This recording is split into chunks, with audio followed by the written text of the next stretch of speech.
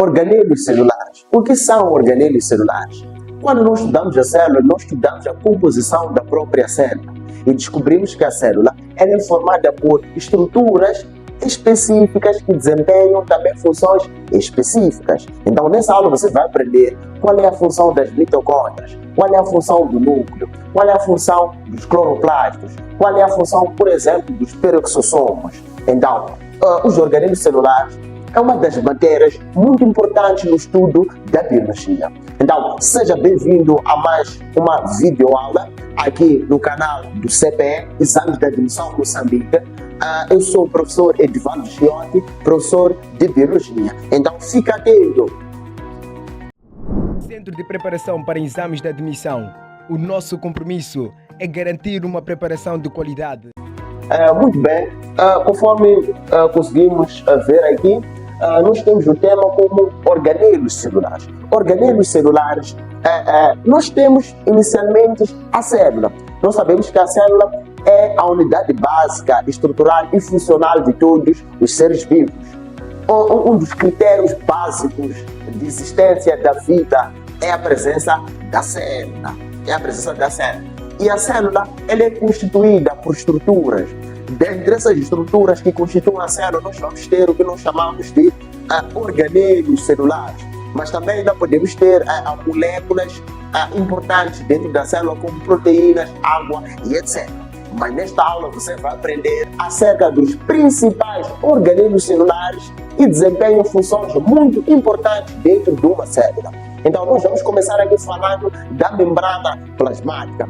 A membrana plasmática, que também é conhecida como membrana citoplasmática, ou também conhecida como plasmaleme. A membrana plasmática tem basicamente duas funções importantes, duas funções que são avaliadas nos exames de admissão, onde a primeira função é de permeabilidade seletiva. O que é isso de permeabilidade seletiva? A membrana plasmática funciona como uma porta. Até melhor, a membrana plasmática funciona como uma fronteira. Para um indivíduo sair de um país para outro, geralmente, usando vias legais, passa por uma fronteira. Então, é o nível da fronteira onde vai se perguntar o que o indivíduo vai fazer naquele país, se contém todos os requisitos necessários para estar naquele país, como, por exemplo, o passaporte e o visto.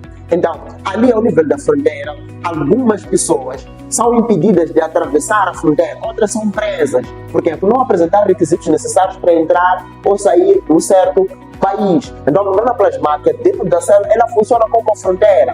Ela seleciona tudo que entra e tudo que sai dentro de uma célula. Atenção, numa célula não entra qualquer coisa. Então a membrana plasmática está ali para fiscalizar o que deve entrar, o que deve sair de uma célula. Assim como na fronteira, o pessoal de lá vai selecionar quem são as pessoas que podem entrar ou podem sair de um certo país. Então, a membrana plasmática permite a entrada e saída de substâncias na célula. A membrana plasmática, desempenhando essa função de permitir a entrada e saída de substâncias dentro de uma célula, consegue desempenhar essa função através do reconhecimento celular.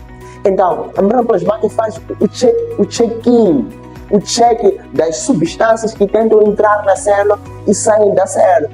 Faz o reconhecimento. Se, por exemplo, temos ali uma bactéria, a membrana plasmática vê que aquela bactéria aí não faz parte do nosso organismo, ela pode nos causar doença. A membrana plasmática ela tem a prerrogativa de fechar a célula para não deixar entrar aquela bactéria. Então, como a membrana plasmática impede isso? Ela impede através do reconhecimento. Ela reconhece aquilo que é bom, aquilo que é mau, aquilo que não pode entrar, aquilo que pode entrar. Então, essa é basicamente a função da membrana plasmática. Outro organelo muito importante que está presente, você aprendeu dois tipos de célula. Nós temos o que nós chamamos de célula eucariótica e o que nós chamamos de célula procariótica. Uma das grandes diferenças que existe entre célula procariótica e célula eucariótica é que na célula eucariótica nós temos o núcleo, enquanto na célula procariótica não há núcleo. Então o núcleo não está presente na célula eucariótica. o núcleo basicamente funciona como a cabeça da célula. O núcleo é o centro celular. É no núcleo onde ocorre o que nós chamamos de controle metabólico celular. O núcleo controla o metabolismo. O que é metabolismo? O metabolismo é um conjunto de reações químicas que ocorrem dentro de uma célula. Então, o núcleo vai controlar todas as atividades celulares. O núcleo controla e coordena todas as atividades celulares. Tudo que acontece dentro de uma célula, como, por exemplo, produção de proteínas, produção de lípidos, a digestão de substâncias, processos de transcrição, tradução, tudo que acontece dentro de uma célula é coordenado pelo núcleo. Por isso nós dizemos que o núcleo é a cabeça da célula. É no núcleo onde está armazenado o material genético, é no núcleo onde está armazenado o DNA, que contém a informação genética que determina as características de todos os seres vivos. Nós vamos ter aqui os ribossomas. Os ribossomas basicamente vão ter a função de produção de proteínas. As proteínas que desempenham funções muito importantes nos seres vivos são produzidos exatamente ao nível dos ribossomas. Nós vamos ter aqui o retículo endoplasmático. O retículo endoplasmático pode ser de dois tipos. Podemos ter o que nós chamamos de retículo endoplasmático rugoso e o retículo endoplasmático liso. A diferença entre esses dois retículos, o rugoso contém grânulos, contém ribossomas, que são grânulos ao seu redor, que seria chamado de rugoso. Enquanto o liso não contém grânulos, não contém ribossomas, porque o retículo endoplasmático rugoso contém ribossomas, ela vai ter a função de produção de proteínas.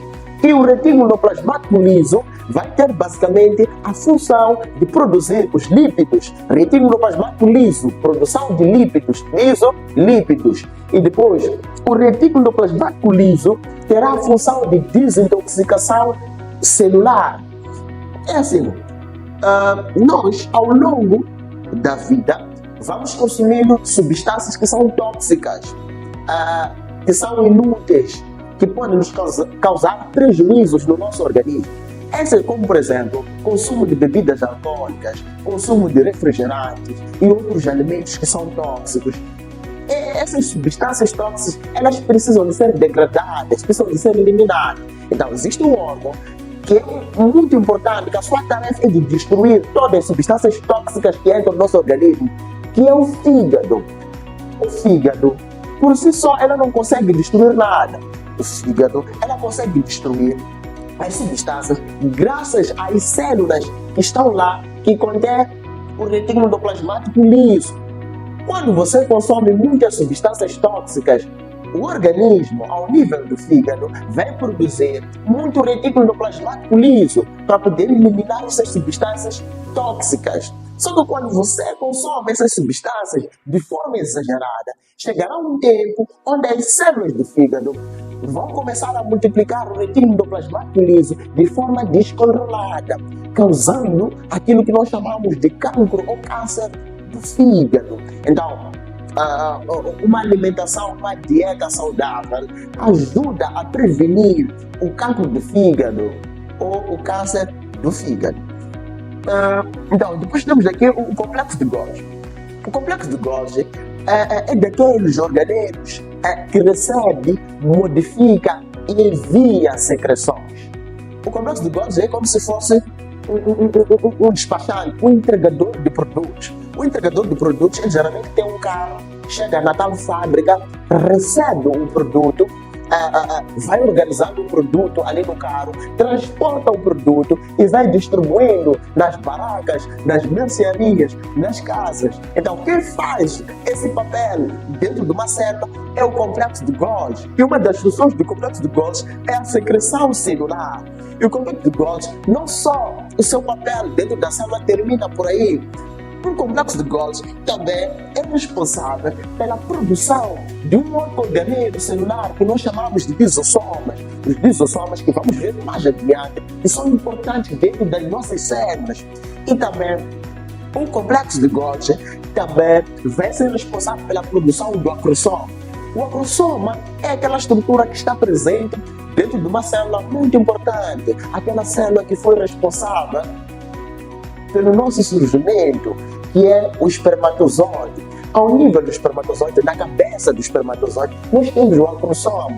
O acrossoma que vai conter aquelas enzimas digestivas para poder penetrar na membrana do óvulo. Então, o espermatozoide, para poder fecundar o óvulo, precisa de entrar dentro do óvulo. E para poder entrar dentro do óvulo, deve passar pela membrana do óvulo. Então, as enzimas que serão responsáveis pela destruição e, consequentemente, a entrada do espermatozoide dentro do óvulo estão aqui ao nível do acrossoma, que é uma estrutura que é produzida ao nível do complexo de Golgi.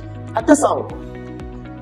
Se está a gostar da aula, não se esqueça de subscrever-se no nosso canal Exame de Admissão Moçambique CPE, que é o nosso canal do YouTube. Subscreva-se, coloca um like, comenta, partilha as nossas aulas para mais pessoas, para que o nosso canal possa ser reconhecido. E também não se esqueçam de seguir as nossas páginas do Facebook, que é CPE, e também Projeto de Medicina, e também não se esqueça de seguir o nosso Instagram, que é Exame de Admissão MZ. O CPE é o Centro de Preparação para Exames de Admissão. Você que tem interesse em fazer preparação para os exames de admissão, está convidado para vir no CPE para ter as melhores dicas, a melhor preparação, segredos com os melhores professores experientes que vão te ajudar a garantir a sua admissão. Um outro organelo importante que é produzido ao nível do complexo do Golgi são os lisossomas. Os lisossomas são organelos celulares que são responsáveis pela digestão intracelular. É assim, a digestão é um processo de degradação, é um processo catabólico, onde há conversão de macromoléculas em micromoléculas. Então, dentro da célula, algumas substâncias, quando elas já não são úteis, elas são degradadas dentro dos lisossomas. Por isso, os lisossomas têm a função de permitir a digestão intracelular. Depois vamos ter aqui os vacúolos.